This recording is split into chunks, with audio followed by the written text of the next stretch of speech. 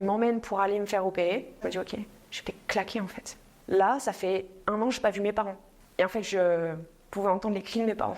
Les cris de mes parents quand il va leur dire que leur fille elle est morte. J'ai pensé à ma famille et au fait que j'allais tout perdre. Tout a commencé en septembre 2023. J'avais quelques petits signes avant-coureurs d'une grossesse. En fait, j'avais le chat qui venait se poser sur moi, des nausées, beaucoup de fatigue. Je décide de faire un test de grossesse. Et en fait, il s'avère que le test de grossesse revient positif. Là, c'est la panique.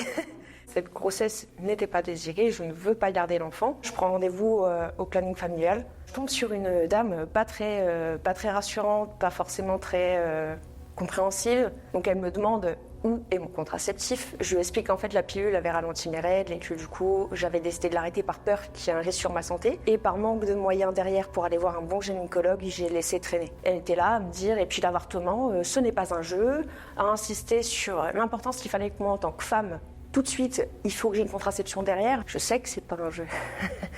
Émotionnellement, même pour moi, ça n'en est pas un.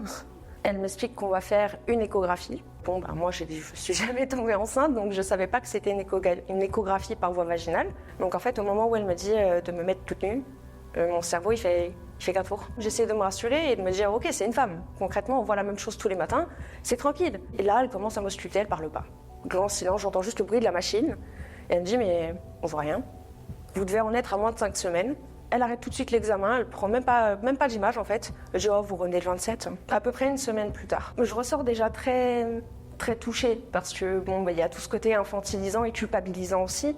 En mode, t'aurais dû faire attention en fait. Donc, je suis la première prise au dépourvu, je pense. Il faudrait un peu de compassion quoi, dans ce contexte-là. Le 20 septembre, donc 7 jours avant mon prochain rendez-vous, je suis assise sur mon canapé et je prends d'horribles douleurs à l'ovaire gauche.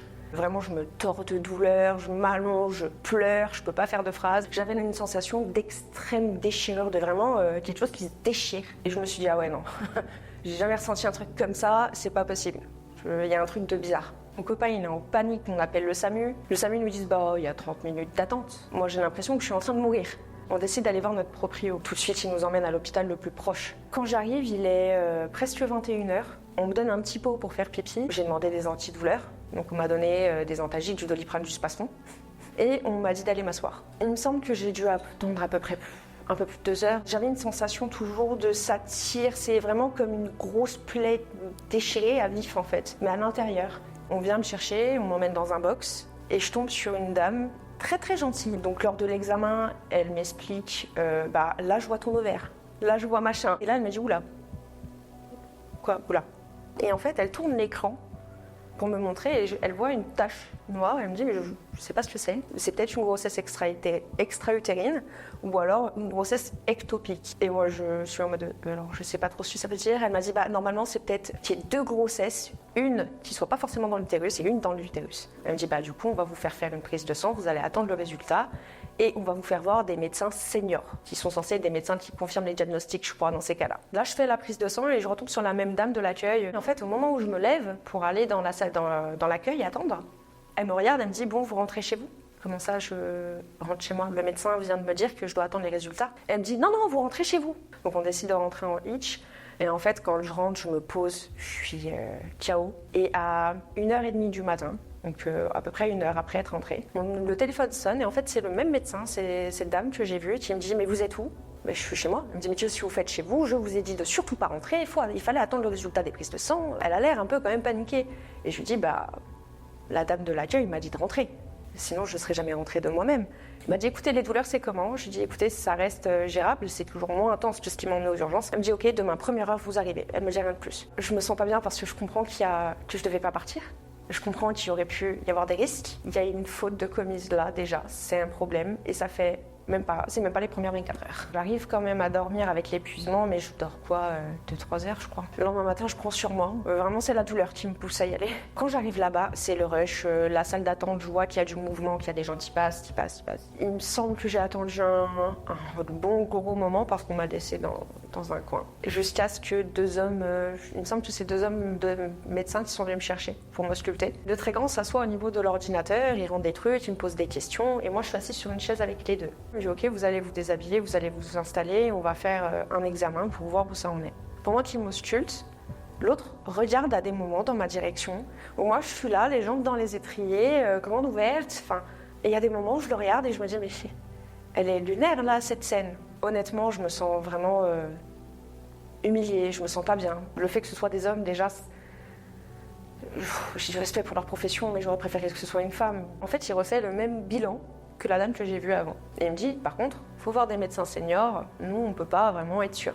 Il me renvoie en salle d'attente. Il me semble que j'ai bien attendu entre 2 et 4 heures avant de pouvoir voir enfin cette dame. C'est une médecin senior et là, pendant qu'elle est en train de lire le dossier et que je suis installée, elle me regarde, elle me dit « Bah, vous fumez ?» Je dis « Oui ». Et là, elle me regarde, elle me dit « Ah, va falloir arrêter pour le bébé. » Avec un grand sourire. Ça a été super violent. Genre à ce moment-là, mon cerveau s'est arrêté et je me suis dit « Non, c'est fou. Il est question probablement d'une grossesse extra-utérine. Je ne vais pas pouvoir le garder. » Je dis à la base, de toute façon, cette grossesse n'était pas désirée, je ne veux pas garder l'enfant. Et là, en fait, elle se crispe. Et je me dis, oula, je pensais pas que c'était si grave que ça. Elle devient plus froide. Dans ma tête, tout de suite, je me dis, ah ouais, ça lui a pas plu. Je prends sur moi, je passe au-dessus. Elle m'examine et quand elle m'examine, ça fait super mal. Elle me dit, mais il n'y a pas d'épanchement, par contre, c'est une grossesse extra-utérine. Il n'y a pas de doute. L'embryon se développe dans la trompe de Fallope au lieu de redescendre après dans l'utérus. Il peut être fécondé dans la trompe, mais il faut qu'il redescende dans l'utérus et ça n'a pas été mon cas. Elle décide de nous expliquer les deux options qui se proposent à moi en fait. Il y a la première option, on va vous faire une injection, ça va interrompre la grossesse, il faudra juste revenir assez régulièrement pendant un certain temps, vérifier que ça redescende bien et que la grossesse se soit bien interrompue. On nous dit qu'il y a la deuxième option, l'opération. Donc qu'on vienne, qu'on ouvre la trompe, si elle n'est pas trop endommagée, qu'on enlève l'embryon et qu'on referme. Par contre, si elle est trop endommagée, on coupe. Ça fait depuis la veille à 20h que je souffre le martyre. J'ai qu'une envie, c'est que ça s'arrête. J'aimerais être opérée. Elle me dit, mais je préfère vous prévenir tout de suite, il y a des risques opératoires. Je dis oui, j'en suis consciente. Toute opération contient des risques. Mais c'est ce que je préfère, je veux quelque chose de fiable. Donc en fait, là, elle me regarde et elle commence à me dire que je risque de finir stérile ou peut-être même de mourir. On ne sait jamais, une erreur d'anesthésie, ça arrive. Ce sont ces mots. Et moi, je suis là en train de me dire, mais tu fais pas confiance à tes confrères. Même moi, je leur fais plus confiance. C'est qu'il y a un problème. Et je la regarde et je lui dis, écoutez, mon choix, il est fait. C'est comme ça, je préfère ça. C'est mon corps, c'est mon choix. Je reste très polie et très calme. C'est là qu'elle me regarde et qu'elle me dit, mais ça fait 23 ans.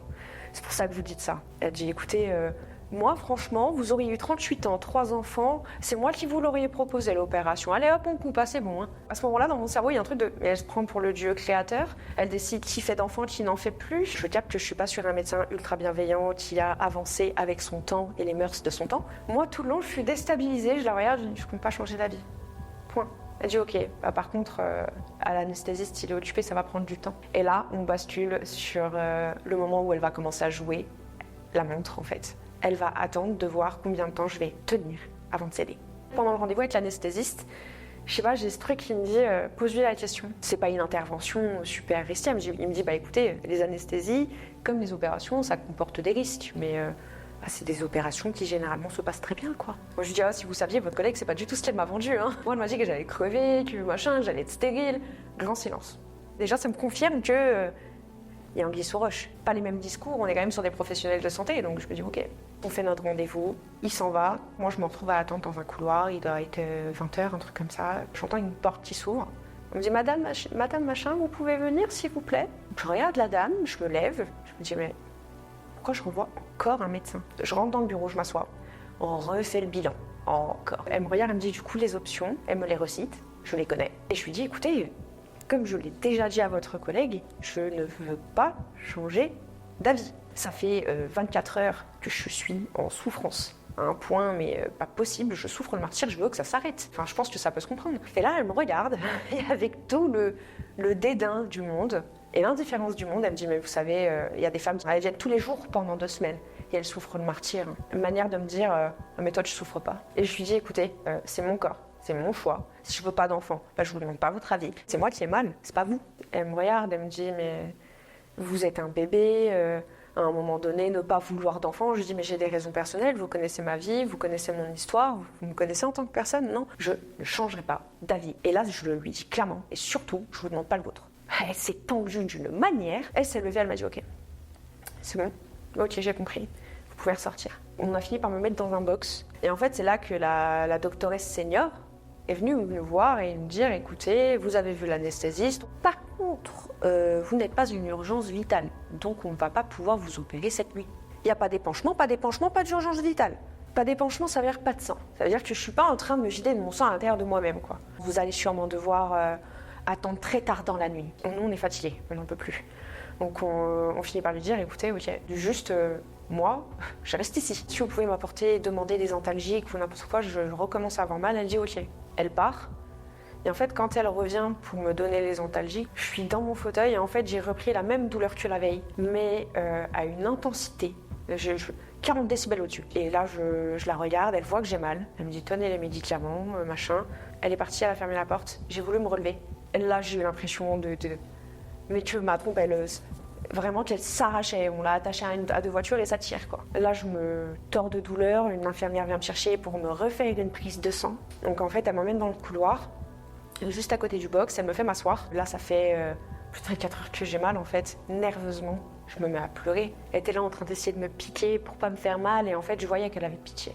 Elle m'a dit, non, c'est pas possible que vous ayez aussi mal. Et moi, en train de pleurer, je la regarde avec mon bras comme ça. Et je dis, mais pourquoi j'ai mal comme ça? Pourquoi j'ai mal? Elle me dit, en fait, à ce stade, une grossesse, elle grossit heure par heure. La trompe, elle essaye de suivre. Sauf que, il s'avère que votre trompe, elle n'est pas aussi élastique que pourrait l'être votre utérus. Elle va pas pouvoir suivre indéfiniment. Elle finit par aller voir madame...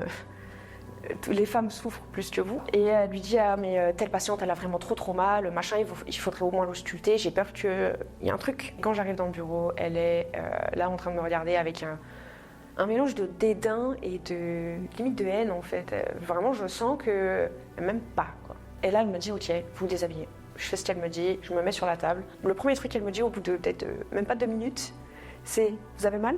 Je dis, ah, j'ai vraiment très mal. Elle me regarde et toujours en souriant, hein, elle l'appuie encore. Et là, je me dis, ok, c'est comme ça que ça se règle en fait. Je t'ai dit ce que tu voulais pas entendre, je t'ai remis à ta place, donc tu vas me remettre à la mienne. Moi, je me contente de regarder le plafond et d'attendre qu'elle... sa vague de sadisme, elle lui passe en fait. Je me suis dit, oh, ça y est, je lui ai fait assez mal. Quand ça s'arrête, elle me dit, non, il n'y a rien. Elle ne m'a pas montré l'écran, elle ne m'a pas montré l'image, elle m'a juste dit, il n'y a rien. Retournez vous asseoir, on m'a donné du Doliprane et du Spasfon. Il n'y a que l'infirmière qui est très gentille, qui va me poser un truc en intraveineuse pour pouvoir me permettre de dormir. Le matin, on vient me voir, on me redonne des antidouleurs. Je leur dis ok, vous auriez une idée de quand l'opération pourrait avoir lieu? Ils me disent non, pour le moment, on n'en sait rien encore. Le collègue vient me faire une échographie, là, elles sont deux. Elle prend ses mains comme ça et elle appuie. Et je me dis oh. En fait, je sens vraiment qu'elle appuie beaucoup. Elle me dit bon, en vrai, ça devrait aller. Il y a un petit épanchement, mais vraiment tout petit, c'est vraiment rien de grave, hein, ça se voit quasiment pas. Franchement, même ça, je suis pas sûre que ça vous permette d'aller au bloc, d'aller au bloc plus vite. Je prends mon mal en patience et je dis ok. Elle s'en va, et je regarde mon copain et je lui dis mais t'as vu ce qu'elle a fait? Je suis pas folle, elle a appuyé toutes ses forces. Oui. Je pense qu'on attendait de moi que je me la ferme en fait. Donc je crois que déjà ça a pas plu. Il y a eu une volonté de punir. Il devait être peut-être 10-11 heures, j'ai attendu jusqu'à 14 heures. Là j'étais très contente, je suis tombée sur des brancardiers. Incroyable, vraiment super gentil, super drôle, c'est rassurant, ça fait du bien. Il m'emmène pour aller me faire opérer, on monte dans un ascenseur à un moment donné, et c'est là que mon copain ne peut me suivre. J'ai pas le temps de dire au revoir ou quoi que ce soit, la porte se ferme. On m'emmène en pré-bloc, c'est un peu comme une salle d'attente de bloc opératoire, où il y a d'autres gens qui attendent pour se faire opérer. Et là, je commence à rentrer dans, je crois vraiment, l'un des pires moments de ma vie. Parce que je suis en train de me dire, ok, si je meurs. J'avais ce truc tout long où en fait, je repensais à ce qu'il m'avait dit. Je me dis ok, je vais claquer en fait. Là, je vais peut-être mourir. Là, ça fait 1 an que je n'ai pas vu mes parents. J'ai pas pu les voir, je n'ai pas pu les prendre dans mes bras. Et en fait, je repense à tous les rêves que j'ai eus. Toute la vie que je voulais avoir. Et là, je me dis putain, merde. Je vais peut-être claquer en fait. Là, il y a mon copain qui m'attend là-bas et tout. Ça va être comment quand il va devoir l'annoncer à mes parents? Et en fait, je pouvais entendre les cris de mes parents. Les cris de mon copain quand on lui annonce. Les cris de mes parents quand il va leur dire que leur fille est morte. Et je me dis, waouh, merde. J'ai pensé à ma famille. Et au fait que j'allais tout perdre. Ils sont venus me chercher. Et là, je me dis que dans mon malheur, j'ai eu énormément de chance. Parce qu'en fait, je suis tombée sur des gens de bloc opératoire, très drôles. Et je tombe sur le chirurgien, très rassurant. Il me dit, écoutez, alors je ne vous cache pas qu'en cas de chirurgie, les trompes, on les enlève 4 fois sur 5, mais c'est parce que c'est repéré tardivement. Il m'a dit là, je vous promets que si je peux, je la sauve. Il m'a dit si elle est trop abîmée, par contre, je devrais l'enlever. Il n'y a pas le choix. La dernière pensée que j'ai eue, c'est par pitié, je ne meurs pas. Par pitié, je ne veux pas mourir. Je ne veux pas que ça s'arrête là. Quand je me réveille vraiment, que ma conscience, elle se remet bien, je me redresse. Et en me redressant, lâchant un vide. Je dis merde. J'ai l'impression qu'on m'a enlevé une boule comme ça de mon bide. Et je me dis, waouh, il y a un trou. Et en fait, le chirurgien, il doit avoir mon âge. Alors, il est à peine plus vieux que moi. Il me dit, écoutez, je suis vraiment désolée. On a dû couper la trompe, on a dû l'enlever. Et en fait, moi, quand il me parle, je regarde dans le lit. Parce qu'en fait, il me regarde et me dit, j'ai vraiment tout fait. J'ai vraiment tout essayé, mais en fait, elle était trop endommagée. Sur le moment, en fait, je lui dis juste, merci. Vous avez fait ce que vous avez pu, merci. Il est parti, il m'a laissé avec le dossier. Je décide vraiment de m'asseoir, de bien me redresser. Je croise mes jambes et je prends le dossier. Je prends le dossier et j'ouvre. Et je regarde. Et je lis. Et je lis. Et je lis. J'essaye de m'imprégner au maximum en me disant, si jamais, à un moment donné, le dossier change, tout est là. Là, on parle de négligences qui m'ont coûté un bout de mon corps quand même. Et qui, à vie, vont me laisser des marques. Psychologiquement parlant. Ils me font sortir de mon main à 10h. Moi, je suis partie leur demander, j'aurais dit, je veux mon dossier médical, maintenant, parce que j'avais peur qu'il y ait des modifications faites. Votre dossier, vous n'avez pas le droit de le récupérer maintenant. Vous ne pouvez pas le récupérer maintenant, vous devez faire une demande. Donc vous rentrez chez vous. J'ai ressenti un grand vide. L'impression vraiment que ce jour-là, il y a un truc chez moi qui est parti. Ça m'a enlevé quelque chose. Et je me suis dit, plus jamais je reviens là. Je leur ai demandé mon dossier. Ils ont mis 1 mois à me le fournir et quand j'ai récupéré le dossier, en fait, il s'avère que déjà il manque des images, le nombre d'échos que j'ai fait. L'écho de tel jour, elle est où? Tel jour, telle heure, elle est où? Comment c'est possible? J'avais une boule là, je me suis dit, je peux pas le digérer, il faut que j'entame des poursuites. Mon assurance décide de nommer un expert pour juste vérifier que le dossier soit plaidable en fait. Et en fait, il s'avère que l'expert qu'ils ont nommé a travaillé pendant 8 ans. Il y a 8 ans, en collaboration avec l'hôpital que je vise. Et du coup, j'ai fait face à un monsieur qui m'a infantilisée. Vous ne savez pas de quoi vous parlez, machin. Et puis, moi, je le connais, l'hôpital. C'est un hôpital qui manque de moyens. Ce sont des gens bien, blablabla. On ne se sent pas écouté, on se sent invisibilisé. Au-delà de ça, j'en suis arrivée au stade où j'ai vécu ça comme si le but, c'était vraiment de me niquer ma vie. C'était vraiment de me détruire ma vie. Et je pense que là, on y est. Aujourd'hui, je vois des psys tout le temps. Je prends mes médicaments 3 fois par jour. J'ai la vie d'une quarantenaire, quoi. Mes règles ont complètement changé, ma perception de mon corps, elle a changé. Tout a changé. Donc depuis, aller voir un médecin tout court, j'ai toujours une appréhension. L'autre fois, j'ai pris un rendez-vous gynécologique. Et quand je lui ai dit, elle m'a dit, je suis désolée, la trompe, du coup, on l'a... Et là, je la coupe. Je lui dis, on l'a enlevée. Elle a eu un sursaut, elle m'a regardé. On l'a enlevée. Et en fait, c'est là que j'ai appris que dans la majeure partie des cas, en tout cas de ce que j'ai cru comprendre autour de moi, et il y a beaucoup de femmes à qui on n'a pas enlevé la trompe. Moi, j'étais censée être à un stade, quand même, où on pouvait faire quelque chose. Est-ce que si on m'avait opéré le 20 au soir, ou le 21 au matin, au lieu d'attendre le 22 à 14h, est-ce qu'on n'aurait pas pu sauver ma trompe? Donc il y a des gens qui ont décidé pour moi, si ça valait la peine. C'est genre si ma trompe en valait la peine. J'aurais aimé avoir... le choix quand même. C'est plus possible qu'à l'heure d'aujourd'hui, en tant que femme, on puisse être traitée comme ça. C'est une notion de respect de l'humanité de chacun. On peut donner l'opportunité à chacun d'avoir des vrais choix. Parce que les problèmes de syndrome méditerranéen, les problèmes d'infantilisation, le mensonge et le non-respect du consentement éclairé du patient, qui sont des lois qui protègent le patient, pourquoi ne sont-elles plus respectées? Je veux que cette chaîne interminable de douleur, elle s'arrête. Parce que je le vis et je le souhaite à personne. Même s'il y a beaucoup de dictats de société, on n'est pas périmé, on n'est pas fini pour autant. Moi, c'est un truc qui m'a beaucoup bouleversée. Un événement comme celui-là, comme n'importe quel événement traumatique, le vit pas seul et ne fait pas l'omerta à toi aussi. Les traumas, c'est beaucoup la loi du silence finalement. Ne transmets pas ce silence aussi. Et ça ira. Mon leitmotiv à moi, c'est ça finira par aller.